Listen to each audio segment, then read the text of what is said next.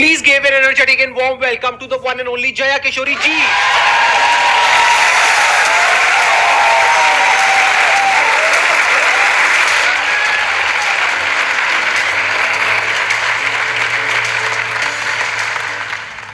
इनकी स्माइल में इतनी पॉजिटिविटी है, आई थिंक इनको कुछ बोलने की जरूरत ही नहीं है।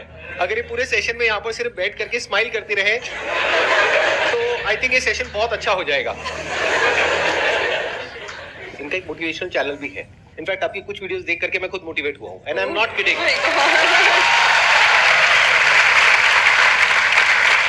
तो मैं पर्सनली आप सबको रिकमेंड करूंगा कि एक बार आप जा करके देखिए इनकी जो मोटिवेशनल वीडियोस है, और आप सबको बहुत कुछ सीखने को मिलेगा और बहुत अच्छा लगेगा। Thank you so much. और आपसे इंस्पायर होकर शायद हमने चैनल खोला है, तो मुझे तो लग रहा है मुझे मिल गया उसका अवार्ड कि आप उसको देखते हैं और सुनते हैं। थैंक यू सो मच, बहुत बड़ी बात है ये।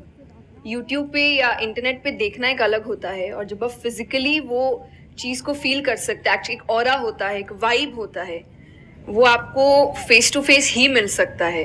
तो आप सब बहुत लकी है, आज मैं भी लकी हूँ कि मुझे वो ऑरा, वो वाइब महसूस करने को मिल रहा है जो हम यूट्यूब पे ऑल टाइम देखते रहते हैं। और आज तो आप डबल लकी है क्योंकि मेरे साथ साथ आपको इनको भी सुनने का मौका मिल रहा है।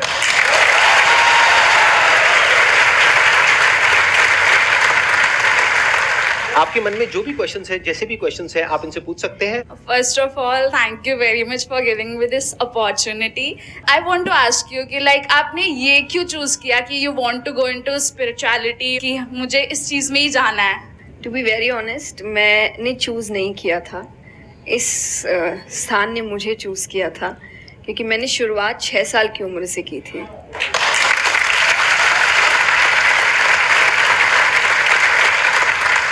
उसमें आपको पता ही नहीं होता है कि करियर क्या होता है, काम क्या होता है, तो मैंने कुछ भी सोचा नहीं था। मेरे सामने चीज़ें आती गई, मुझे अच्छी लगती गई और मैं करती गई। और इसीलिए मैं हमेशा कहती हूँ अपने अंदर के बच्चे को ज़िंदा रखिए, क्योंकि वो कभी भी ये नहीं देखता इससे मेरा फ़ायदा होगा, या उसको अच्छी लगती है चीज़ और वो करता है।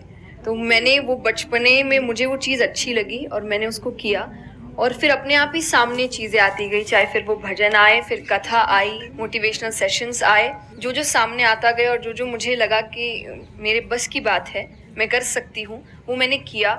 और फिर मुझे पता ही नहीं चला कि कब सिचुएशन कहाँ हो गई। जब मुझे समझने का मौका मिला कि चलो कुछ बनते हैं, मैं ऑलरेडी बन चुकी थी।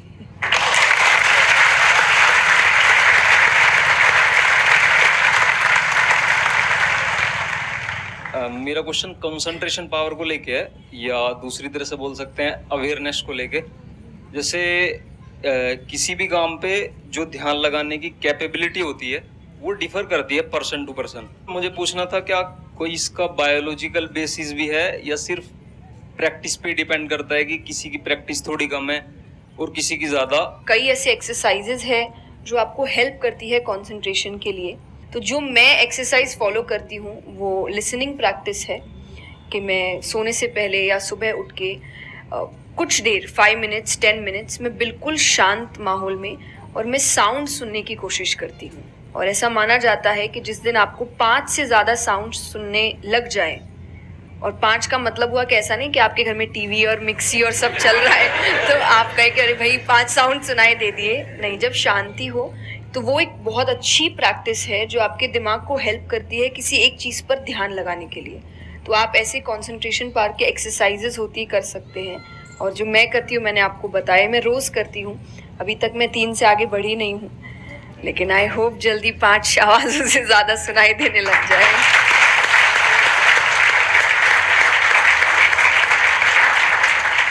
बचपन से जो आपने किया अभी तक वो तो मैटर करता ही है। फॉर एग्जाम्पल, अगर आप बचपन से ही सिर्फ कंप्यूटर पर ही अपना टाइम पास कर रहे हो या मोबाइल पे, जो आजकल बड़ा कॉमन हो गया है, तो आपकी जो कंसंट्रेशन पावर है वो पैसिव वे में तो अच्छी होगी। यानी कि अगर कोई कंटेंट है उसको आप कंज्यूम कर रहे हो तब तो आपका माइंड वहां पर लग जाएगा, लेकिन जब खुद ध्यान लगाने की बारी आएगी तो आप नहीं लगा पाओगे। एक्टिव कंसंट्रेशन आप नहीं कर पाओगे। और वही आपका क्वेश्चन है कि जो अपनी एक्टिव कंसंट्रेशन पावर है उसको कैसे बढ़ाया जाए, यानी कि आप जब चाहे, जहां चाहे, जितनी देर के लिए चाहे उतनी देर के लिए अपना ध्यान लगा सके, और जब चाहे वहां से ध्यान हटा सके। इसी को कहेंगे ना कि एक्चुअल में आपका जो ध्यान है वो आपके कंट्रोल में है। नहीं तो इतना कुछ है इस दुनिया में, वो तो सब खींचने के लिए तैयार बैठे हैं आपके ध्यान को, आपकी अटेंशन को। अगर फाइनेंशियली बात करी जाए तो आज की डेट में सबसे ज्यादा जो वैल्यू है वो आपकी अटेंशन की है। जितनी भी कंपनीज हैं उनके लिए सबसे इंपॉर्टेंट है आपकी अटेंशन। अगर आपकी अटेंशन आपके हाथ से निकल जाती है और उनके हाथ में चली जाती है तो वो हो जाएगा जो वो चाहते हैं, यानी उनको प्रॉफिट हो जाएगा, आपको नुकसान होता है हो जाए। तो अब सवाल उठता है उसको कैसे बढ़ाया जाए। चेस बहुत अच्छा तरीका है उसको बढ़ाने का। स्पोर्ट्स से आपकी कंसंट्रेशन पावर बढ़ती है। जैसे मुझे बैडमिंटन बहुत पसंद है, तो बैडमिंटन में सारा ध्यान कहां पर होता है?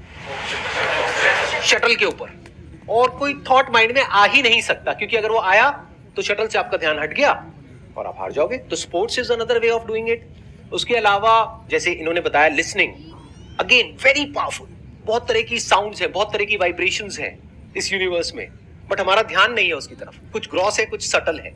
तो जैसे जैसे हम सटल जाते हैं तो ऐसी बहुत सारी वाइब्रेशंस हमारी पकड़ में आती है जो नॉर्मली लोगों की पकड़ में नहीं आ पाती है। क्यों? क्योंकि उनका ध्यान दो जगह पे होता है, या तो इस दुनिया में जो कुछ हो रहा है वहां पे होता है, या फिर अंदर जो थॉट चल रहे होते हैं वहां पे होता है। इसके अलावा और कहीं नहीं होता है।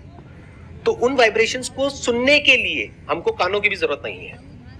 इवन विदाउट योर ईयर्स, अपने कान बंद करके भी आप सुन सकते हो उन साउंड्स को। तो शुरुआत वहां से करो, धीरे धीरे आप देखोगे आपका जो ध्यान है वो आपकी पकड़ में आने लग जाएगा।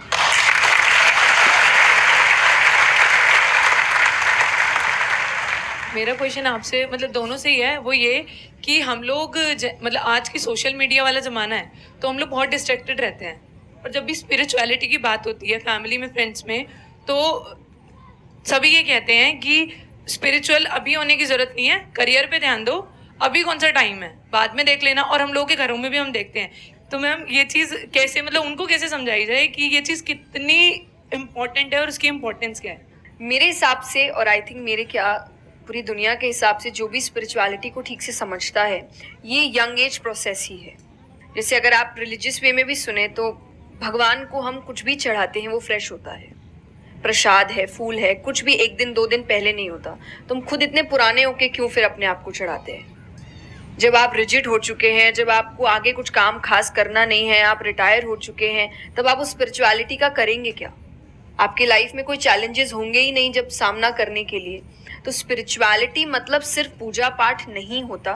मंत्र, जैसा मैंने लिसनिंग एक्सरसाइज बताई, वैसे ही मंत्र चैंटिंग भी एक बहुत बड़ी एक्सरसाइज है कि आप मंत्रों का उच्चारण करते हैं मेडिटेशन में, क्योंकि जो पावर, जो वाइब्रेशंस वो साउंड रखते हैं वो आई थिंक दुनिया में और कहीं नहीं है।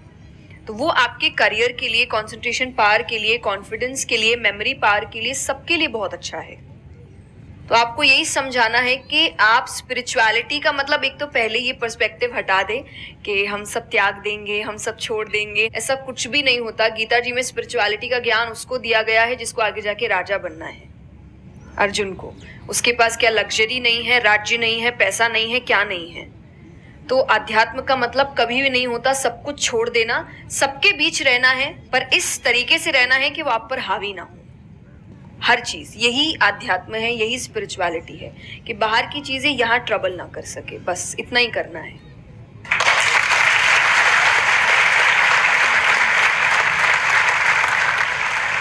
अर्जुन कह रहा है कि क्या मैं सब कुछ छोड़ छाड़ के चला जाऊं? और भगवान कृष्ण उसको क्या बोल रहे हैं कि अभी जो तुम्हें करना है उस पर ध्यान दो। सब कुछ छोड़ना सॉल्यूशन नहीं है। खुद को पहचानो कि तुम क्या हो। जो प्रॉब्लम की पूरी जड़ थी वहां पर, वो ये थी कि अर्जुन भूल गया था कुछ देर के लिए कि वो एक्चुअल में कौन है, जैसे हम भूल जाते हैं। तो भगवान उसको याद दिलाने का काम कर रहे हैं कि तुम एक योद्धा हो, तुम्हारा काम है लड़ना धर्म के लिए। तो भगवान उसको वो ज्ञान दे रहे हैं। ऐसे ही अगर आप एक स्टूडेंट हो तो आपका काम क्या है? पढ़ाई करना।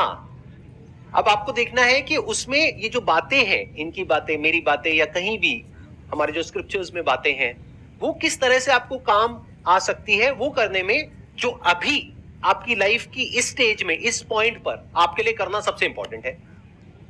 तो स्पिरिचुअलिटी दो तरीके की हो गई। एक वो जो आपको भटका रही है, यानी कि वो लोग जो खुद अच्छे से नहीं समझ पाए स्क्रिप्चर्स को, वो आपको क्या कहेंगे कि सब कुछ छोड़ दो। और दूसरे वो जो एक्चुअल में समझ गए हैं कि क्या बात करी जा रही है, तो वो आपको क्या कहेंगे कि जो भी कर रहे हो उसको करो, अच्छे से करो, पूरे ध्यान से करो, पूरी ईमानदारी से करो, उसमें कोई कमी मत छोड़ो, क्योंकि यही आपको हेल्प करेगी लाइफ में आगे कुछ भी करने के लिए। अगर आज आप अपने काम को ढंग से नहीं कर पा रहे, तो कल अगर स्पिरिचुअलिटी में आपको कोई इंक्वायरी करनी है, स्क्रिप्चर्स को समझना है, क्या वो आप ईमानदारी से कर पाओगे? आप अगर अपना काम ठीक से कर रहे हैं, आपके इंटेंशंस अच्छे हैं, आप ऑनेस्ट हैं, आप पेशेंस रख रहे हैं, आप स्पिरिचुअल हैं। तो इसीलिए आपको बस अपना काम, जो उन्होंने सही कहा, एकदम ठीक से ईमानदारी से करना है। क्योंकि अगर यहाँ ईमानदार नहीं, क्योंकि जो आपका काम है, तो फिर कहीं और तो ईमानदारी की फिर बात ही क्या कर सकते हैं हम।